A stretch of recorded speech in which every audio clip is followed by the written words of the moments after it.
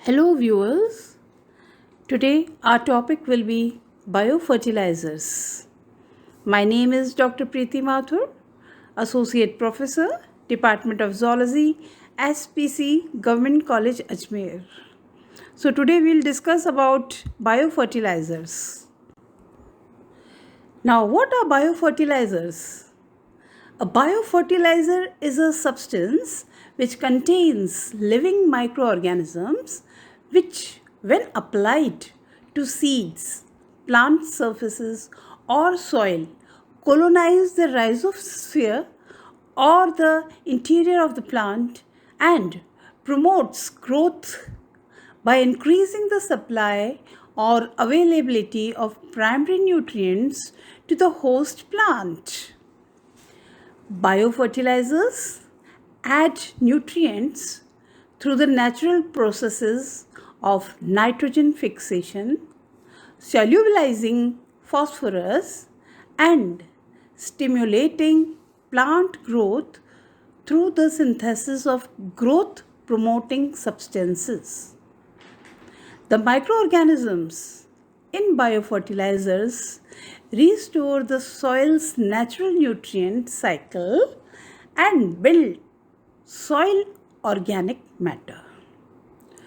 Through the use of biofertilizers, healthy plants can be grown while enhancing the sustainability and the health of the soil. Biofertilizers can be expected to reduce the use of synthetic fertilizers and pesticides, but they are not yet able to replace their use, since they play several roles. A preferred scientific term for such beneficial bacteria is plant growth promoting rhizobacteria. We can even call it PGPR. Now, biofertilizers today. Biofertilizers provide eco-friendly organic agro input. Biofertilizers such as Rhizobium, Azotobacter, Azospirillum, and blue-green algae have been in use a long time. Rhizobium inoculant is used for leguminous crops. Azotobacter can be used with crops like wheat, maize, mustard, cotton, potato, and other vegetable crops. Azospirillum inoculations are recommended mainly for sorghum, millets, maize, sugarcane, and wheat. Blue-green algae belonging to a general cyanobacteria genus, Nostoc or Anabina or Tolipothrix or Olocera, fix atmospheric nitrogen and are used as inoculations for paddy crop grown both under upland and lowland conditions. Anabina, in association with water fern Azolla, contributes nitrogen up to 60 kg per season and also enriches soils with organic matter. So, this is the introductory part in which a biofertilizer is a substance which contains living microorganisms.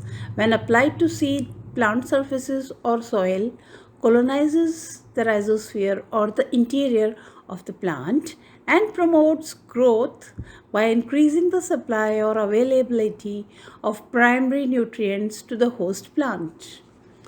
Biofertilizers add nutrients through the natural processes of nitrogen fixation, solubilizing phosphorus, and stimulating plant growth through the synthesis of growth promoting substances. Now, what is biofertilizer? So, students, we can come to know that biofertilizers are natural fertilizers that are microbial inoculants of bacteria, algae, and fungi, separately or in combination, which may help biological nitrogen fixation for the benefit of plants. They help build up the soil microflora and thereby the soil health.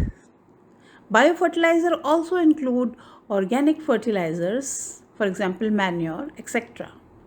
Use of biofertilizer is recommended for improving the soil fertility in organic farming. Now, here so beautifully it is shown in this slide. There are different types of biofertilizers. First bacterial, then fungal, algal, aquatic fern, earthworms. These are all biofertilizers. See, you can see the examples also here: Rhizobium, Azotobacter, Azospirillum, PSM, Azolla, Cyanobacteria, and VAM fungi. So these are the different types of biofertilizers. Now here, firstly, it's given bacteria. Bacteria are of two types. First, symbiotic nitrogen fixers. The examples are Rhizobium, Azospirillum species. Then second is free-living nitrogen fixers. These are Azotobacter, Klebsiella, etc., etc. Algal biofertilizers. Now, algal biofertilizers are BGA in association with Azolla. Secondly, Anabaena, Nostoc, Oscillatoria. These are all algal biofertilizers. Examples of phosphate solubilizing bacteria are Pseudomonas, Bacillus, Megatherium. And fungal biofertilizers are VAM. It is also called as vesicular, arbuscular mycorrhizae. And lastly, the earthworms. Now we are going to talk about bacterial biofertilizers. The live cells of bacteria used as a biofertilizers. These microbes contains unique gene called as NIF gene, which make them capable of fixing nitrogen. The nitrogen fixing bacteria work under two conditions: symbiotically and free-living bacteria, that is non-symbiotic. The symbiotic bacteria make an association with crop plants through forming nodules in their roots. The free-living bacteria do not form any association but live freely and fix the atmospheric nitrogen, which is very important for the plants. Biofertilizers. Examples of phosphate solubilizing bacteria are Pseudomonas, Bacillus, Megatherium. And fungal biofertilizers are VAM. It is also called as vesicular, arbuscular mycorrhizae. And lastly, the earthworms. Now we are going to talk about bacterial biofertilizers. The live cells of bacteria used as a biofertilizers. These microbes contains unique gene called as NIF gene, which make them capable of fixing nitrogen. The nitrogen fixing bacteria work under two conditions: symbiotically and free-living bacteria, that is non-symbiotic. The symbiotic bacteria make an association with crop plants through forming nodules in their roots. The free-living bacteria do not form any association but live freely and fix the atmospheric nitrogen, which is very important for the plants. Now we'll discuss about symbiotic nitrogen fixers. Most important symbiotic nitrogen fixing bacteria is Rhizobium and Azospirillum, as I told you earlier. Now Rhizobium lives in the root hairs of the legumes by forming nodules. Plant roots supply essential minerals and newly synthesized substance to the bacteria. The name Rhizobium was established by Frank in 1889. This genus has 7 distinct species based on cross inoculation group concept. You can also see the diagram of a legume root nodules given over here. Clearly the nodules are seen, they are visible, they are knot-like structures which are seen clearly in this diagram. Okay. Tick. The symbiotic bacteria make an association with crop plants through forming nodules in their roots. The free-living bacteria do not form any association but live freely and fix the atmospheric nitrogen, which is very important for the plants. Now we'll discuss about symbiotic nitrogen fixers. Most important symbiotic nitrogen fixing bacteria is Rhizobium and Azospirillum, as I told you earlier. Now Rhizobium lives in the root hairs of the legumes by forming nodules.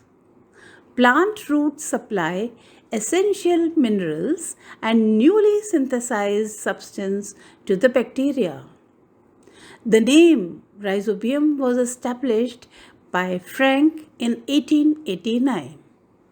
This genus has 7 distinct species based on cross inoculation group concept. You can also see the diagram of a legume root nodules given over here. Clearly the nodules are seen, they are visible, they are knot-like structures which are seen clearly in this diagram. Okay.